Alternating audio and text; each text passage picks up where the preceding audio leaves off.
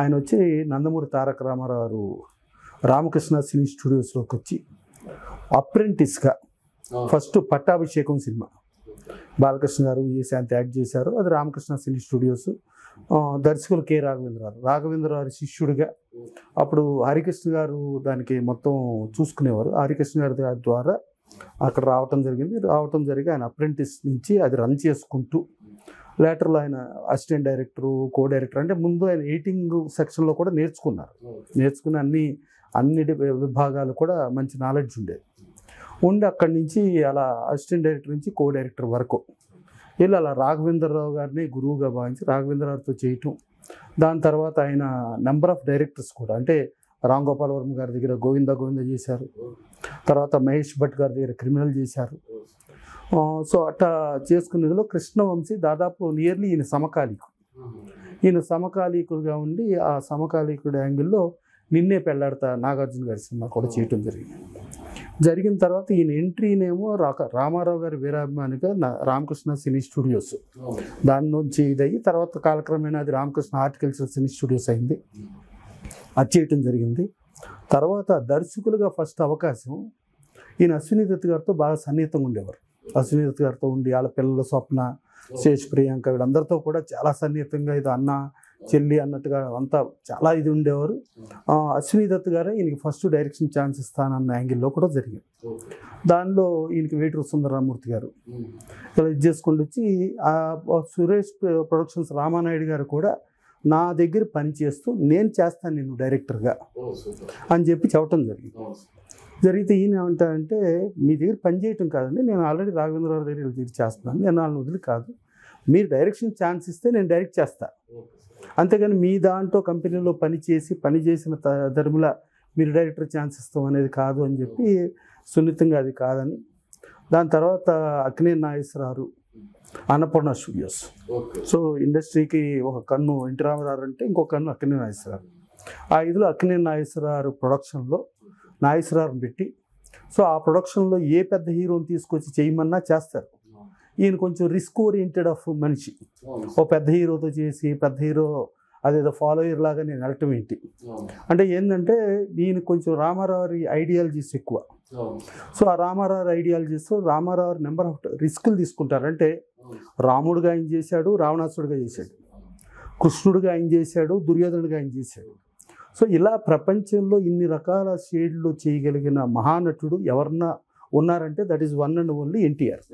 So అలా ఎన్టీఆర్ గారి స్ఫూర్తితో నేను రిస్క్ చేసుకుంటాను అని చెప్పి ఒక కొత్త హీరో వెంకట్ అనే అతను పెట్టి, ఒక కొత్త హీరోయిన్ చాందినిని పెట్టి, నాగేశ్వరరావుని పెట్టుకుని సీతారాముల కళ్యాణం చూతం రారండి అనేది Nageswara Rao own production Annapurna studios నుంచి చేయడం జరిగింది. సో అట్టా ఫస్ట్ అతను డైరెక్టర్గా ప్రస్థానం వచ్చింది. అది పెద్ద హిట్ అయిన తర్వాత రెండోది కూడా మళ్ళీ అదే అన్నపూర్ణ స్టూడియోస్లోనే.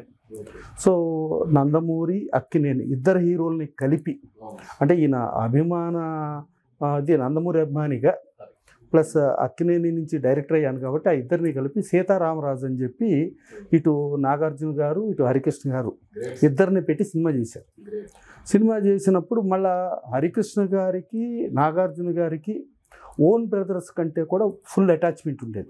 అన్న తమ్ముడు, నాగార్జున గారు హరికృష్ణ గారిని అన్న అనేవాడు, హరికృష్ణ గారు కూడా ఆయన తమ్ముడు అనేవారు. అంత అనుబంధం ఉండేది. ఆ సినిమా అయింది, 2 సినిమాలు.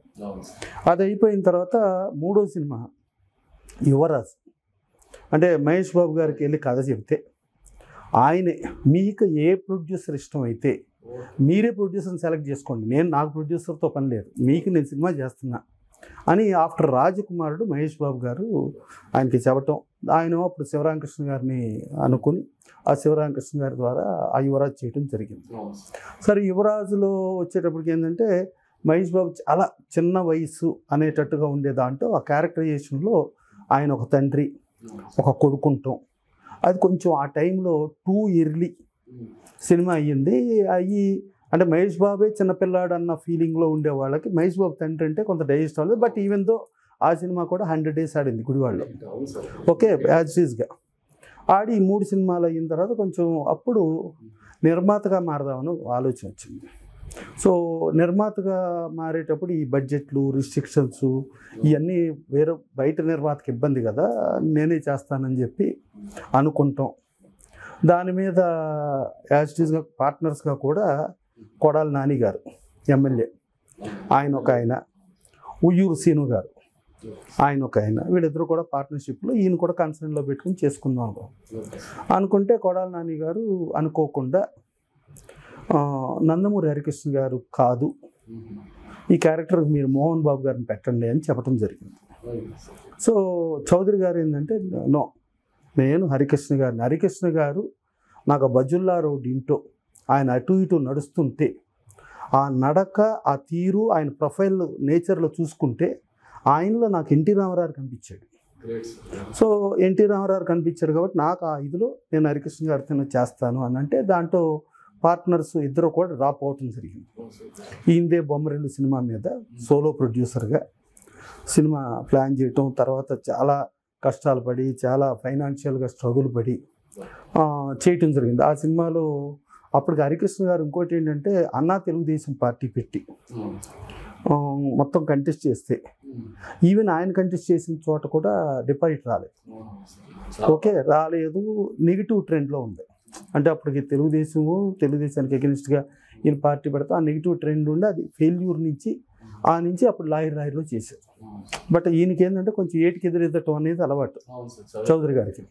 సో ఆ ఏటికి ఎదురు ఆయన నా కంటెంట్ నమ్ముకుంటా సినిమా నేను అది అని చెప్పి చేయటం జరిగిన తర్వాత ఆ లాహిర్లలో హరికృష్ణ గారు, అచ్చమాంబ అనే క్యారెక్టర్లో లక్ష్మి గారిని, తర్వాత మళ్ళా కొత్త హీరో ఆయిత్య ఓంని, మళ్ళా కొత్త హీరోయిన్ అంకితాన్ని ఇంట్రడ్యూస్ చేస్తూ హరికృష్ణ గారు, భానుప్రియ గారు ఒక కాంబినేషన్ లాగా, సుమన్ గారు, మళ్ళీ రచనా బెనర్జీ ఆవిడ, అంటే ఇప్పుడు ఆవిడ ఇప్పుడు వెస్ట్ బెంగాల్లో ఎంపీగా ఉంది, లోక్సభ ఎంపీ అయింది ఆవిడ.